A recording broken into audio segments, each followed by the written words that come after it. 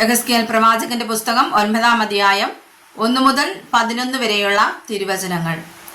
അനന്തരം ഞാൻ കേൾക്കെ അവർ അത്യുച്ചത്തിൽ വിളിച്ചു, നഗരത്തിന്റെ സന്ദർശനങ്ങളെ അടുത്തു വരുമാറാക്കുവിൻ, ഓരോരുത്തനും നാശകരമായ ആയുധം കയ്യിലെടുക്കട്ടെ എന്ന് കൽപ്പിച്ചു. അപ്പോൾ 6 പുരുഷന്മാർ ഓരോരുത്തനും വെൺമഴു കയ്യിലെടുത്തുകൊണ്ട് വടക്കോട്ടുള്ള മേലത്തെ പടിവാതിലിന്റെ വഴിയായി വന്നു. അവരുടെ നടുവിൽ ക്ഷണവസ്ത്രം ധരിച്ച് അരയിൽ എഴുത്തുകാരന്റെ മഷിക്കുപ്പിയുമായി ഒരുത്തനുണ്ടായിരുന്നു. അവർ അകത്തു ചെന്ന് താമ്രയാഗപീഠത്തിന്റെ അരികെ നിന്നു.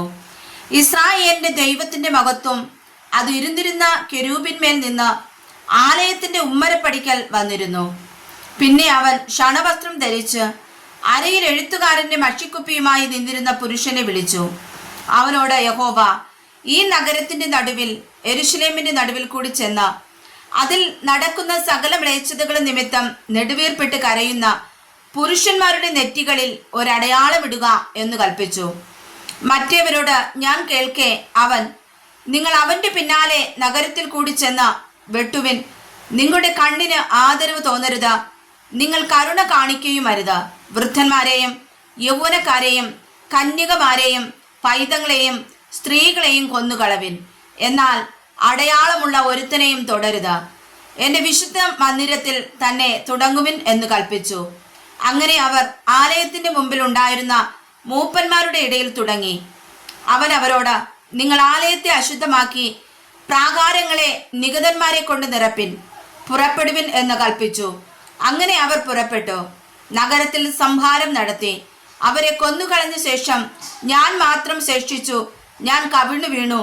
അയ്യോ യഹോവയായ കർത്താവേ, യെരൂശലേമിൽ മേൽ നിന്റെ ക്രോധം പകരുന്നതിനാൽ ഇസ്രായേലിൽ ശേഷിപ്പുള്ളവരെ ഒക്കെയും സംഹരിക്കുമോ എന്ന് നിലവിളിച്ചു പറഞ്ഞു.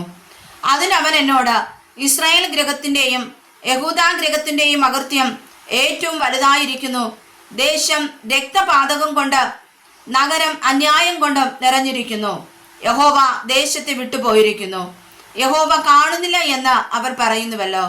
ഞാനോ എന്റെ കണ്ണിന് ആദരവ് തോന്നാതെയും ഞാൻ കരുണ കാണിക്കാതെയും അവരുടെ നടപ്പിന് തക്കവണ്ണം അവരുടെ തലമേൽ പകരം കൊടുക്കുമെന്ന് അരുളി ചെയ്തു. ക്ഷണവസ്ത്രം ധരിച്ച് അരയിൽ മഷിക്കുപ്പിയുമായുള്ള പുരുഷൻ എന്നോട് കൽപ്പിച്ചതുപോലെ ഞാൻ ചെയ്തിരിക്കുന്നു എന്ന വസ്തുത ബോധിപ്പിച്ചു. ക്ഷണവസ്ത്രം ധരിച്ച് അരയിൽ മഷിക്കുപ്പിയുമായുള്ള പുരുഷൻ എന്നോട് കൽപ്പിച്ചതുപോലെ ഞാൻ ചെയ്തിരിക്കുന്നു എന്ന വസ്തുത ബോധിപ്പിച്ചു. വായിച്ചതായ വചനങ്ങളാൽ കർത്താവ് ഏവരെയും സമർത്ഥമായി അനുഗ്രഹിക്കുമാറാകട്ടെ. ആമേൻ.